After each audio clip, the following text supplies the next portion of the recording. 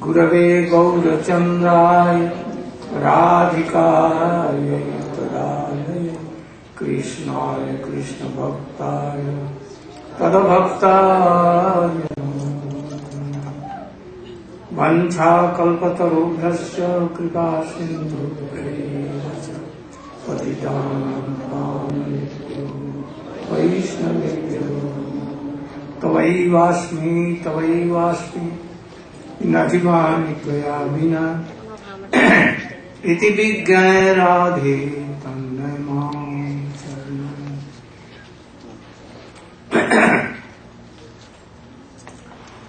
My millions of Dandavat Pranam in the lotus feet of my spiritual master,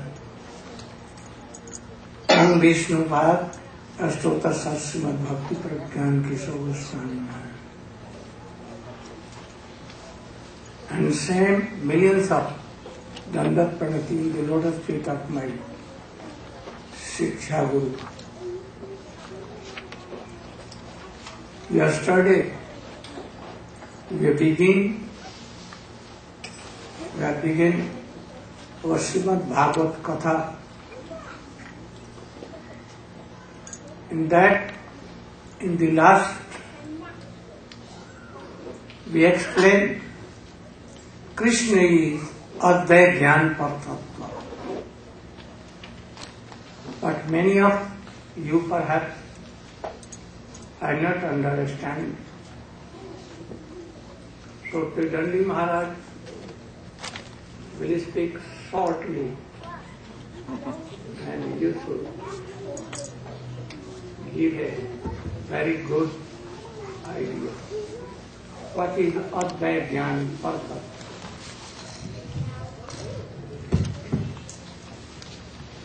Om Adinatmirandasya Gyananjala Shalakaya Chakshu Unmulitam Jena Tasmaya Shri Gurave Namaha. I first of all offer millions and millions of Dandavat pranams unto the lotus feet of my beloved Gurudev. Om Vishnu Pad Paramahamsa Parirajacharya Asto Tarasrashi Srimad Srila Bhaktivedanta Narayan Maharaj Goswami. So Srila Gurudeva has asked me to speak on Advaya Gyan Paratattva, the principle of Advaya Gyan. It means that Krishna is one and nothing in existence is separate from Krishna. This is the essence of this tattva. And there's the verse that we're discussing now, Vedanti tattva vedas tattvam yajnanam advayam brahmati paramatmati bhagavan iti shabhyate. So when Ganeshji was writing for Vyasadeva, he made a contract that Vyasadeva would have to speak continuously, 18,000 verses. So Vyasadeva immediately responded by saying, I will keep speaking the verses and you must keep writing as long as you understand everything that I'm saying. So when he came to this verse, that Krishna is one, yet he's three, then immediately it becomes bewildering to some degree. So yesterday, Shamrani Didi, she described very beautifully the different analogies or the different examples. She described the example of a hill. We see a hill in the distance, and we have an experience of that. We get closer, and we can see the trees. We get closer again, and we can see the animals and wildlife, etc. So, Brahmati, Paramatmati, and Bhagavan. So the principle being that Brahmati is Krishna's effulgence. This effulgence actually are the qualities of Gyan and Vairagya. This is what makes up the Brahmajyoti. Krishna has 6 qualities, and these qualities of Gyan and Vairagya constitutes Krishna's effulgence. So this is the Chit Shakti principle, and Krishna is the Ishtadeva of the Chit Shakti. And then the Paramatma feature, this is Sat and Chit. Everything that is in existence plus Chit, which is knowledge. So Chit and Sat. And then finally, Bhagavan, the repository of all qualities, the personal aspect, is Sat Chit Ananda. So these principles are explained in this way. So, as Shamrani Devi was explaining yesterday, there are three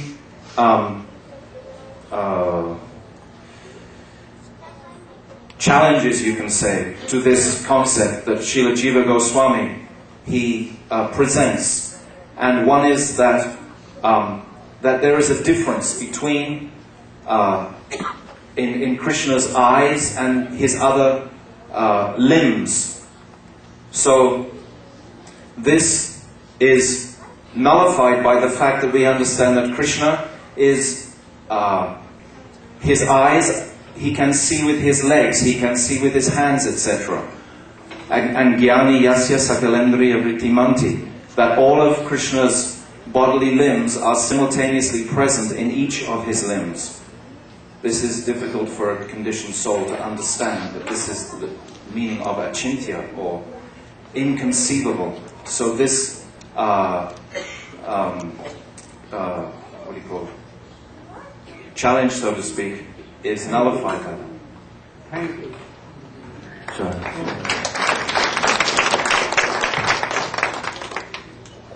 Can you tell something? What is Advaita Tattva? You have not understand. What about 3 days diya, 2 days diya, anything? Something what you have understand.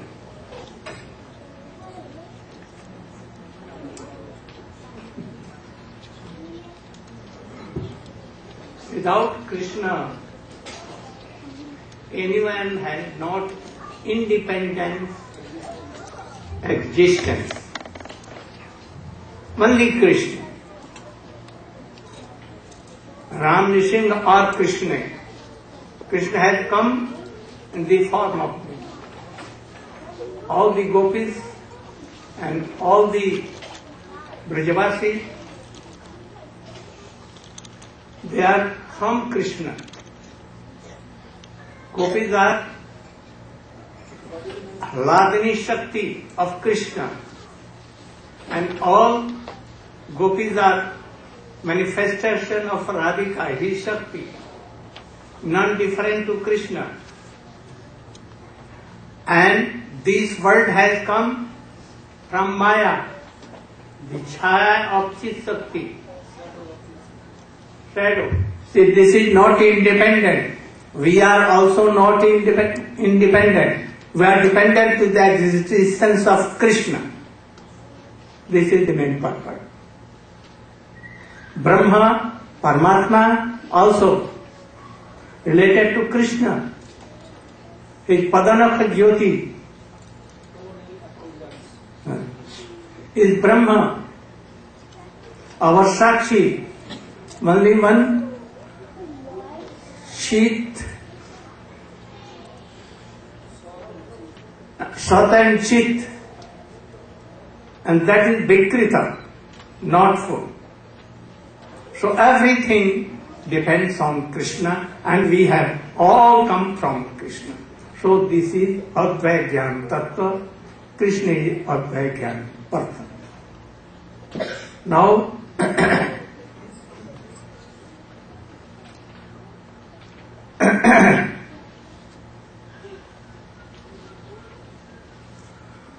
when in the end of Dwapar,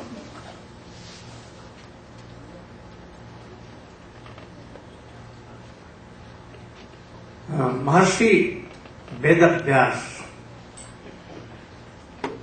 he was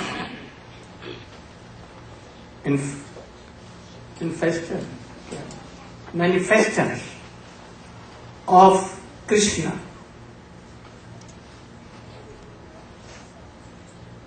He divided Vedas, Vedic literature, into 4 parts. They were very hard to understand. For this, he made Brahma Sutra. But every one cannot understand. To understand all these things, he made Purans, Upapuran, Sakha Puran. And in the last he made Pancham Ved, Mahabharata. And he distributed to his disciples. But really he was not happy. He was sitting in the Samaprasa ashram and thinking, what is lacking in me? That is, Atma is not prasanna, not satisfied. What is look for? But he could not decide. And in the meantime, fortunately, his guru, Devarshi Narad, came there. He did Sastang Dandat Pranam to his Gurudev, gave him Pad Sauch. He washed the lotus feet of his Gurudev, and he was satisfied and sitting. Then Nardrishi asked, you are like God. You have divided Vedas. You have taken the essence of all the Vedic literature, Suti, that is Brahma Sutra. Even he explained it in Puran and Pancham Ved. But it seems you are not happy. Then he told Gurudev, you are telling really, I am not satisfied. So you will have to see my nafs, pulse, and decide that why I am not satisfied. By doing so, you cannot judge why you are not satisfied. But realized Guru, qualified Guru can know. And that is why, time to time, he reminds us. He rebukes also. But this is his kindness. If we are then correcting ourselves, okay, then you will go to hell. So we should try to understand and follow the words of Gurudev.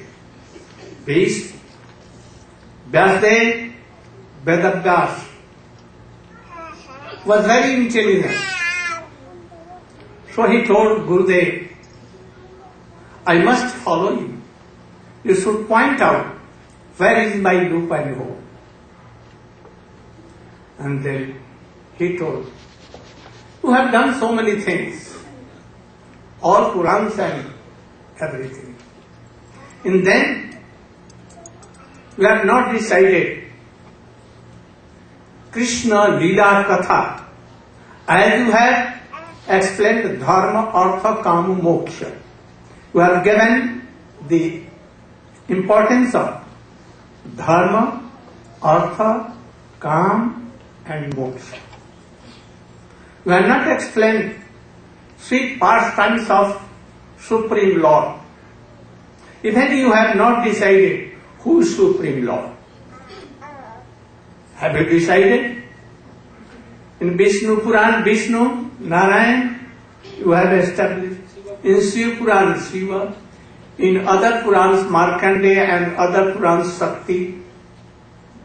So, all people reading them, they become in confusion. They cannot decide who is our Supreme Lord or Abhishtadev. So, you should Try to know who is he. Have you written that Krishna is Supreme Lord, he is Lord of Lords, Swayam Bhagavan? Have you written that he is satisfied by bhakti? Have you written there that though he is Supreme Lord, he is very powerful, but Mother Yashoda binded him? Have you written? Have written that Krishna sitting in the lotus feet of gopis and praying, "Na pareham nirvadya sanjujam." Have you written? Then, have you written Gopi Geet, Bhramar Geet, Venu Geet? Have you written? The Bira, the separation mood of gopis, have you told anywhere? Then what you have done? So I don't know all these things. Oh, you should follow Bhakti Yoga. What is Bhakti Yoga? To surrender totally. You should surrender. And in trance you will see all the sweet paths of Krishna. From top to bottom. From Dwarka, from Braj Leela, Mathura, Dwarka, and all Leela. Then Narad Rishi went on. And that day he took Samadhi. Samadhi means, I don't know you. I have totally surrendered you. And he was meditating. At once he saw Apashat Purusham Purna Mayant Jad Apashaya. He saw Purna Purush.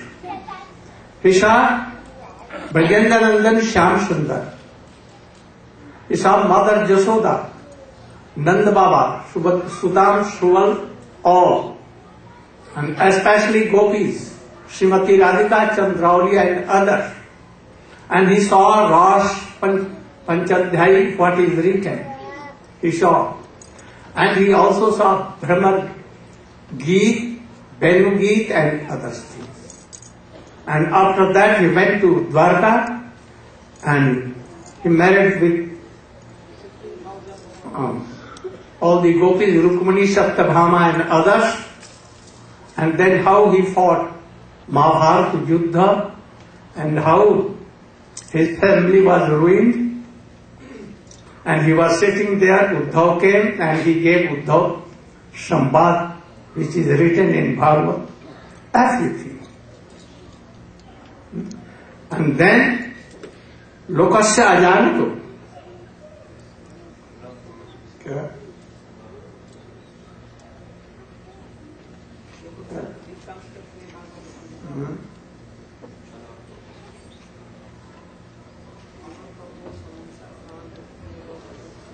Jasamoi to Jivatmanam Trigunaatmakam.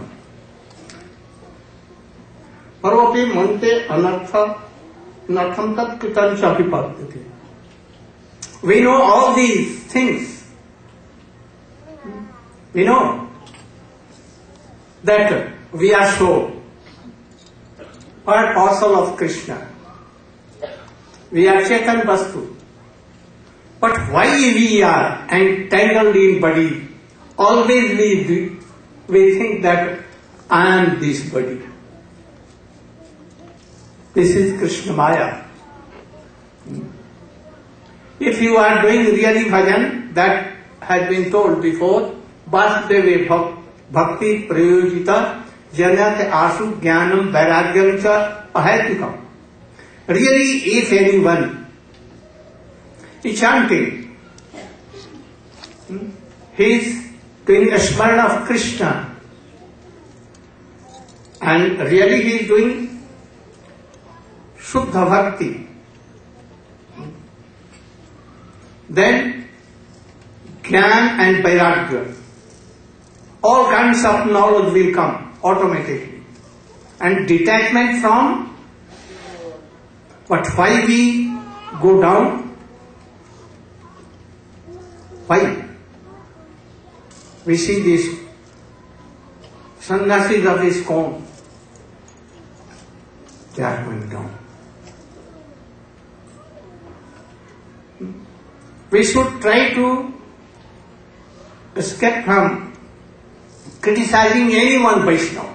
Those is so much. Don't do.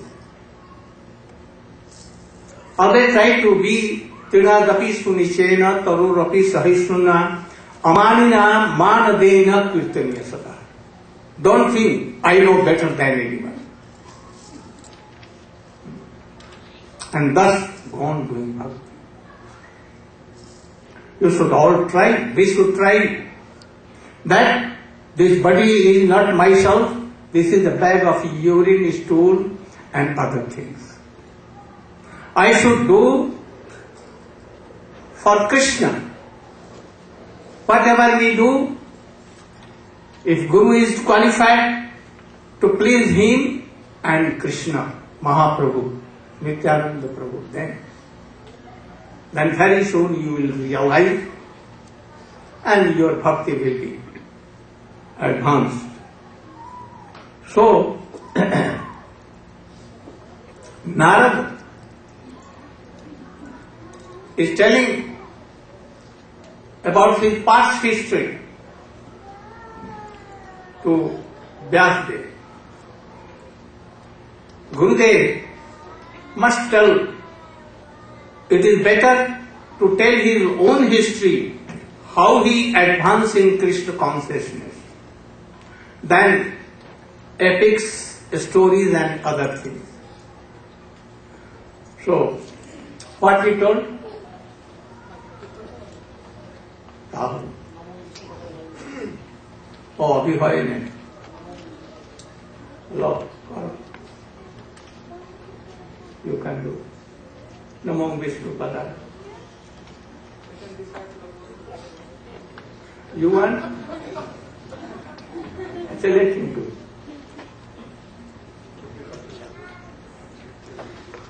I forget to. Namo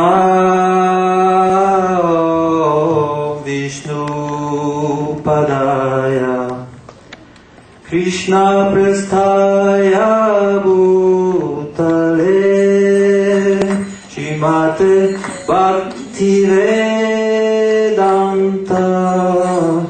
Swami Niti Namine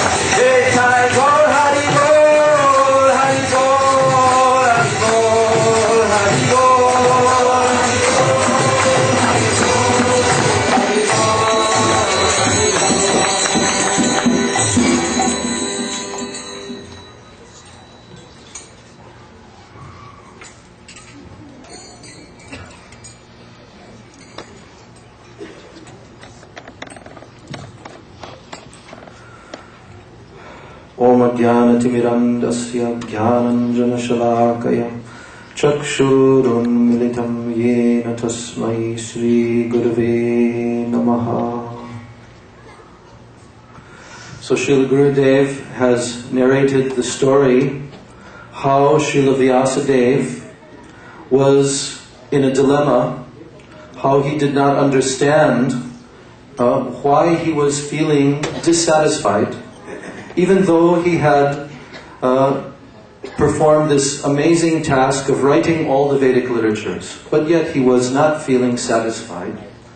And his Gurudev, Sri Narad Muni, came there to his very ashram and actually pinpointed. He found this, as Gurudev says, the loophole, the place through which Srila Vyasadeva was not understanding what was the cause, and Sri Guru was able to detect the cause. So Sri Narada Muni began to instruct Srila Vyasadeva about his own personal experience in his own life, but this was his previous life.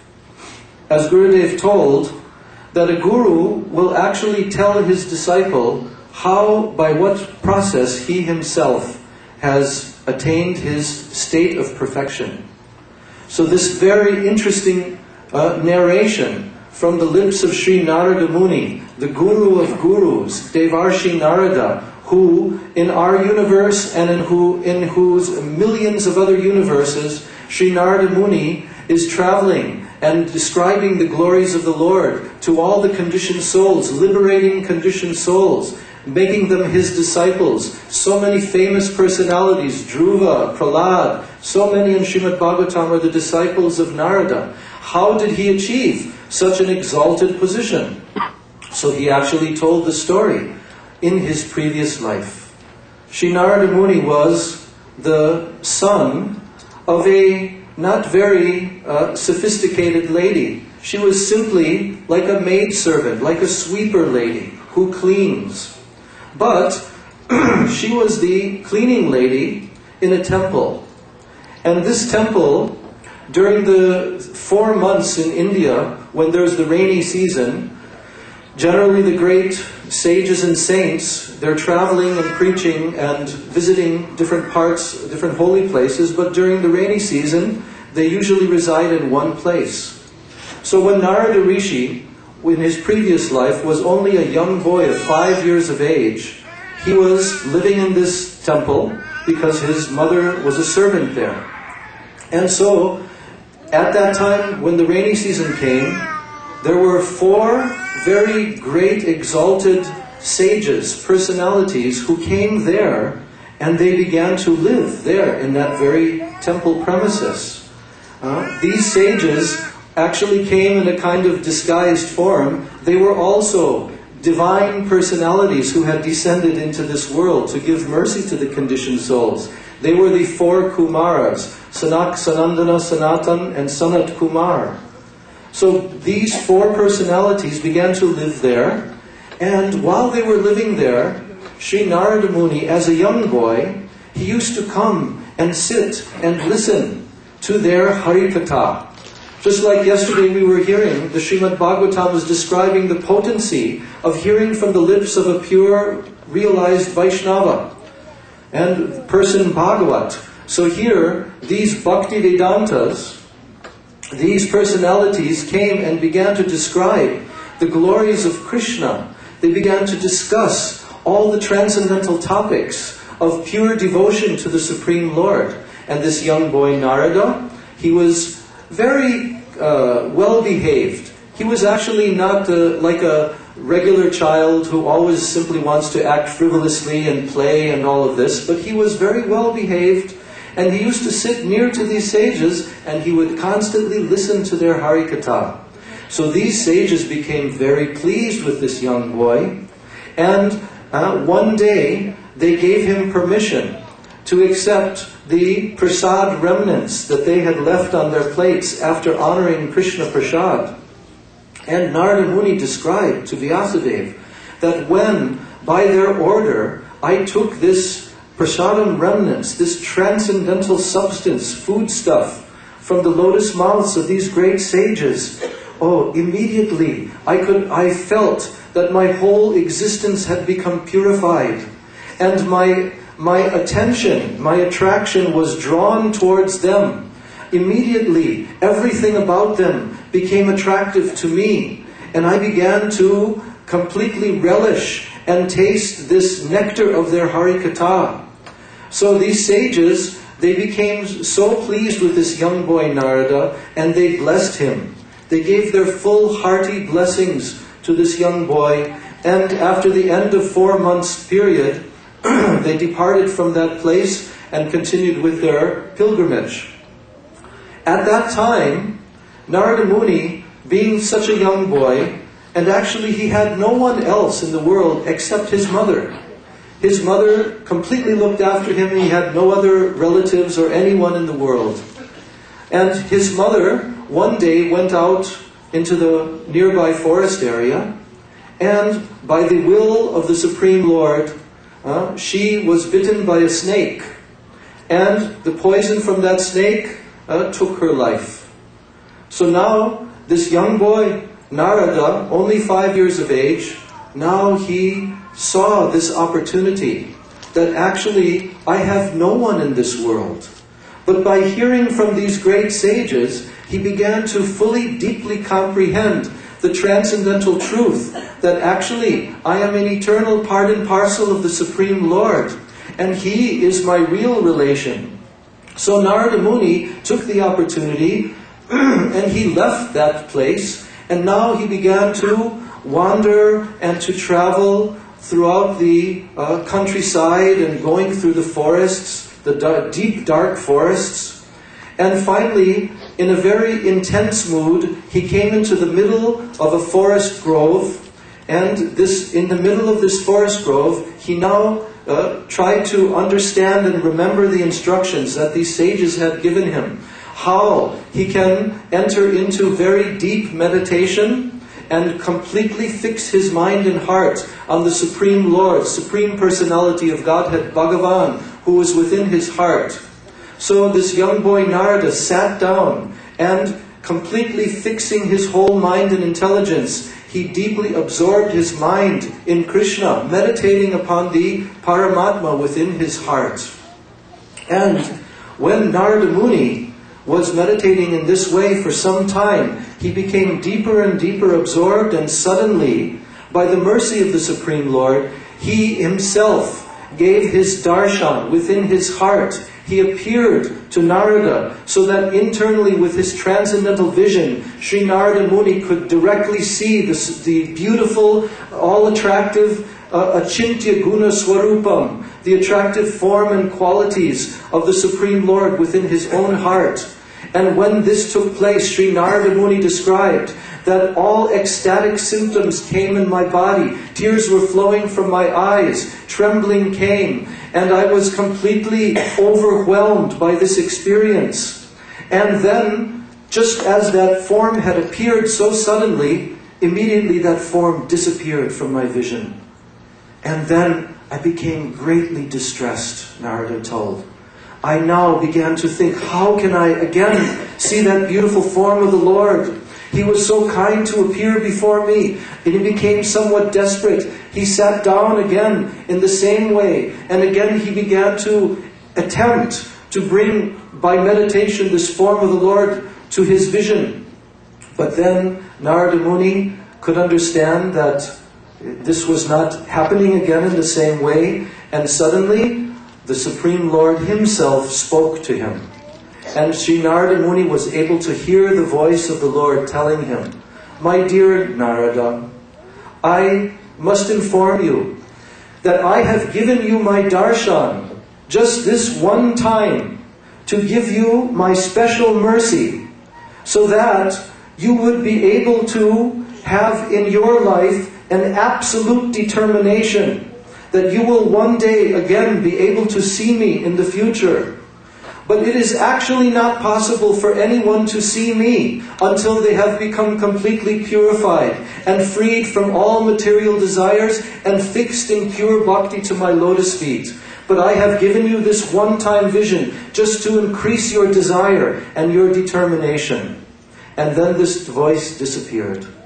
Sri Narada, at that moment, he felt so much gratitude, and he fell on the ground, weeping and praying, paying his dandavat pranams to the Supreme Lord and glorifying Him.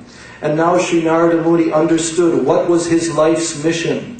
And for the rest of his life in that body, Sri Narada Muni, he traveled everywhere, constantly chanting and singing the glories of the Supreme Lord, performing pure bhakti.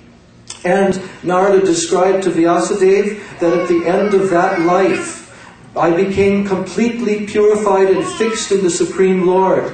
And then, just as lightning and illumination appear simultaneously, suddenly I attained my spiritual form as Narada, that you see me now. So Sri Narada Muni told this story to Vyasadeva and told that from that time I took birth in the next millennium as the direct son of Lord Brahma, Brahmaji, the topmost demigod creator of the universal planetary systems. I took birth as his son, and from that moment I am continuously chanting the Supreme Lord's glories, traveling all throughout the universes and all throughout the creation.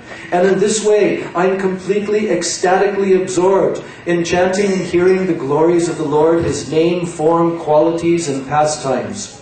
So Sri Narada Muni instructed Vyasadeva in this way, to give Vyasadeva an understanding what is the power of sadhu sangha. Just by the association of these great sages, even though he was unqualified and low-born, he did not have any high position in material society, the son of a maidservant only. But by the power and potency of the pure Bhakti Vedantas, those who are the transcendentally realized souls, servants of the Supreme Lord, by hearing from their lotus mouth the message of the Srimad Bhagavatam, he attained this very exalted position. And by taking the remnants of their Mahaprasad, his whole existence became purified.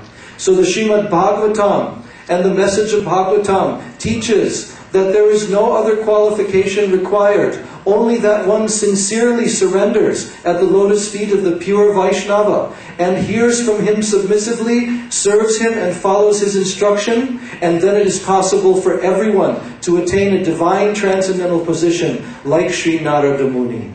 Vansha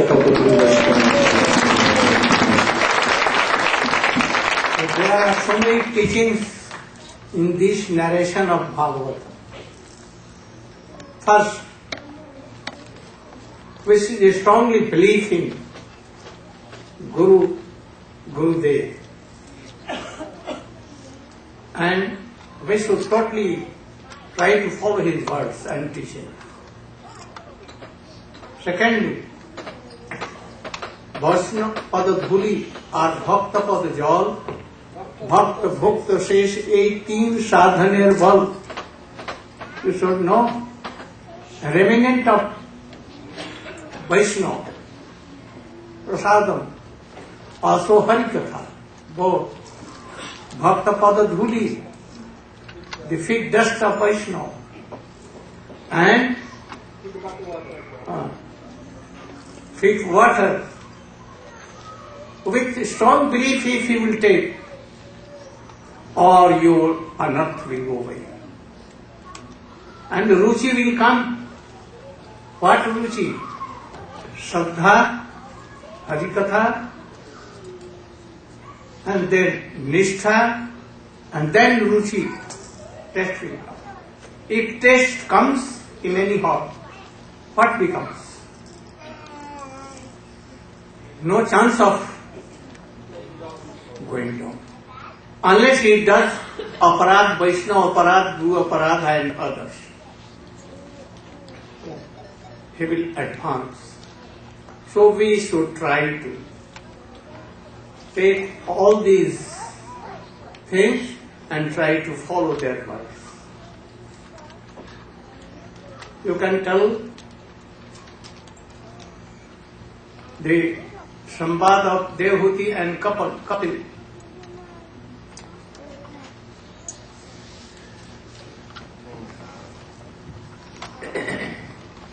Om Jnanatimirandasya Jnananjana Salakaya Chaksurunmilitam Yena Tasmai Sri Gurave Namah. Srila Gurudeva has ordered me to speak some words about the conversation between Devahuti and Kapila Dev. First, who is Devahuti? Devahuti is the daughter of Swayambhuva Manu, the emperor of the entire universe. She was married, she was given by her father to the great sage and mystic Kardama Muni. And although she was the daughter of the emperor, she forgot all of her prestige and served her husband very faithfully without any false pride. Because of her sincere service, she hadn't been taking care of herself at all, or bathing or doing anything for her own sense gratification, but always serving and performing great austerities. So, because the original reason why they were married was that he could get a divine son who is the personality of Godhead, Kardama Muni created a city, a palatial city in the sky, and for many years they traveled around. He had such great, powerful, mystic cities that he was able to create 1,000 maidservants in the water under a transcendental lake that was created for him by the Lord himself. And Devahuti went in that lake, and just as one can live in a house of air, by mystic power she was able to go into that house of water and get all beautified in order to travel around in that city palace with her husband. First they begot 9 daughters who married great sages, the son of Lord Brahma. And then Kardama Muni was ready to leave home and take the renounced order of life, but she prayed to him that I must have something from you. So he said that you are now the shareholder of all of my devotional activities. And to Devahuti and Kardama, the great personality of Godhead himself, Kapila took birth. When Kardama Muni was doing austerities, the Lord appeared to him, and Kardama prayed, please give me a wife who is so great and also equal to me in character. And the Lord said, because you've come to me for the fulfillment of your desires and not gone anywhere else, you'll get more than your request. So not only will you get such a qualified wife, but I myself will come as your son.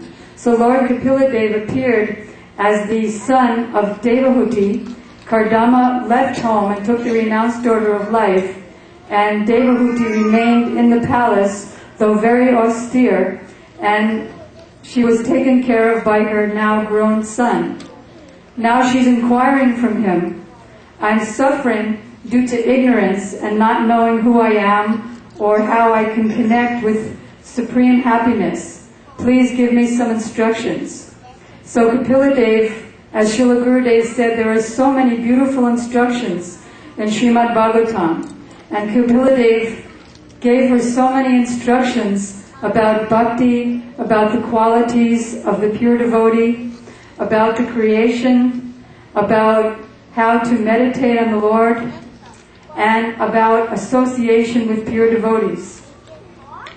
The main instruction of Lord Kapila is about this association with pure devotees. Satam prasangam mama virya sambido bhavanti hritkarna rasayana katha. Association with sadhus is such a wonderful thing that by hearing the words emanating from their lotus mouth, this acts as a tonic to free one from all anarthas and all entanglements in material existence. Bhavanti hridkarna, as soon as the sound vibration of the pure devotee goes into one's ear, then by the mercy of that pure devotee it enters the heart, and then one gradually develops through the various stages of bhakti. That is, Shraddha Ratir Bhakti Anukramishati, step by step. as we sing in the mornings, Shri Guru Charana Padma Kevala Bhakti Sadma.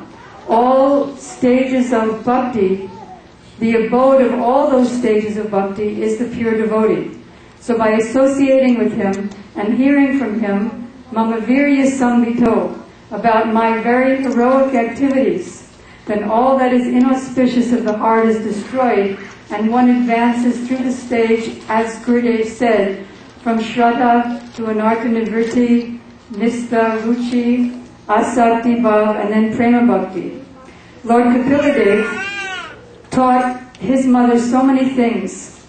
He taught her about the creation, how Sri Krishna takes the form of Karanadakshaya Vishnu and Angani Yasya Sakalendriya Vrittimanti, all the parts of Krishna's body and all the parts of his expansion's body can act for any other part.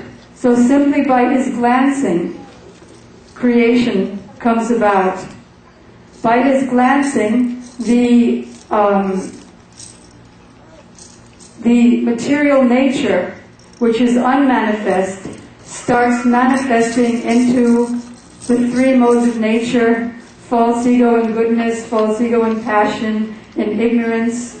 From false ego and ignorance comes the element, sound, ether, and from that, Lord Kapila explains how from that glancing, touch comes, and touching mixed with the air comes a more gross element, and each element that is manifest by the Lord's glancing, mixed with time and material nature, carries with it all of the qualities of the previous elements. And then the most developed element, earth, carries with it the form of the Supreme Personality of Godhead.